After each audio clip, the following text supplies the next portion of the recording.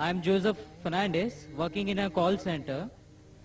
मेरा सवाल आपसे ये है कि मुझे कई दोस्त मिले जिनमें से कुछ सिया है और कुछ सुन्नी.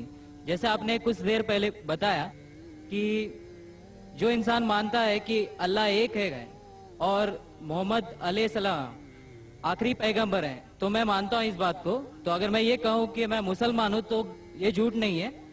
लेकिन मुसलमान बनने के बाद एक नमाज पढ़ना बहुत जरूरी होता है और कुछ तरीके हैं जो दोनों ही दोस्तों ने मुझे बताए, लेकिन उनके तरीके अलग अलग हैं. तो मुझे ये समझ में नहीं आया कि किसका तरीका मैं अपनाऊं, क्योंकि दोनों ही अपने तरीकों को सही समझते हैं. भाई साहब ने सवाल किया कि अगर अल्लाह एक है उसमें मानना है और मोहम्मद सल्लल्लाहु अलैहि वसल्लम पैगंबर है तो मैं मानता हूं, तो उस तरीके से मुसलमान हूं मैं. लेकिन मेरे दो दोस्त, एक शिया एक सुन्नी, और मुसलमान बनने के लिए नमाज पढ़ना जरूरी है, तो किस तरीके से नमाज पढ़ूं? भाई साहब, आप कहते हैं कि अल्लाह एक है, आप मानते हैं कि अल्लाह के पैगंबर मोहम्मद सल्लल्लाहु अलैहि वसल्लम आखिरी पैगंबर है, तो आपने कहा कि किस तरीके से नमाज पढ़ूं. ये शिया सुन्नी जो आपने पूछा, आप जब कुरान पढ़ेंगे, कुरान में ना शिया है ना सुन्नी है. कुरान में ना शिया है ना सुन्नी है.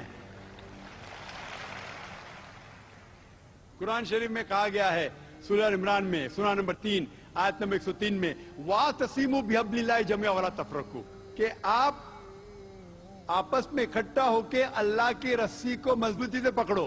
अल्लाह की रस्सी है कुरान और सही हदीस. तो आप देखिए कुरान में क्या लिखा है और अल्लाह के रसूल के सही हदीस में क्या लिखा है. तो जो भी आपसे कुछ कहता है, अगर कुरान और सही हदीस के मुताबिक है, आप उसकी बात मानो. जो जाकिर कहता है वो भी कुछ अहम नहीं इस्लाम में. जाकिर इस्लाम में जीरो है. जो जाकिर कहता है वो बात मानना जरूरी नहीं. लेकिन जब मैं कुरान का हवाला दिया तो आपको कुरान की बात मानना फर्ज है. जब मैं सही हदीस का हवाला दिया तो आपको सही हदीस की बात मानना जरूरी है. तो इसीलिए कोई भी शख्स कुछ कहता है, अगर इख्तिलाफ है उसमें, तो फिर से रुजू हो जाओ कुरान और हदीस के पास. क्योंकि कुरान में लिखा है सूरह निसा में सूरह नंबर 4 आयत नंबर 59 में वर्स नंबर 59 में, अतिउल्लाह वाति रसूल, अल्लाह की इताअत करो, अल्लाह की बात मानो और अल्लाह के रसूल की बात मानो.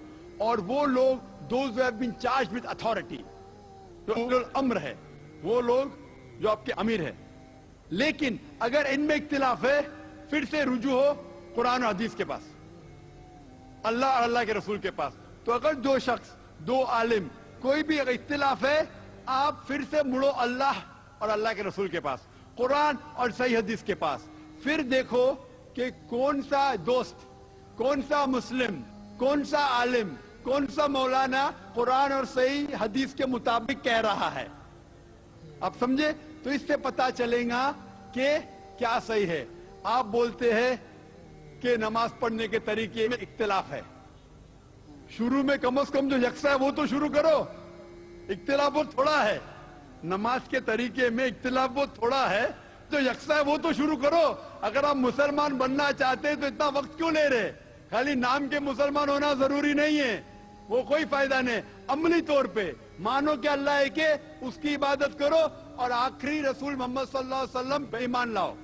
और उसके बाद फिर तहकीक करो. आपके दो दोस्त लोग जो बोल रहे कुरान से कौन मैच करता है, सही हदीस से कौन मैच करता है, क्योंकि अल्लाह के रसूल फरमाते, सही बुखारी की हदीस है, उस तरीके से नमाज पढ़ो जिस तरीके से आपने मुझे देखा. तो जो सही हदीस से साबित है, कुरान और सही हदीस से, उस तरीके से नमाज पढ़ो.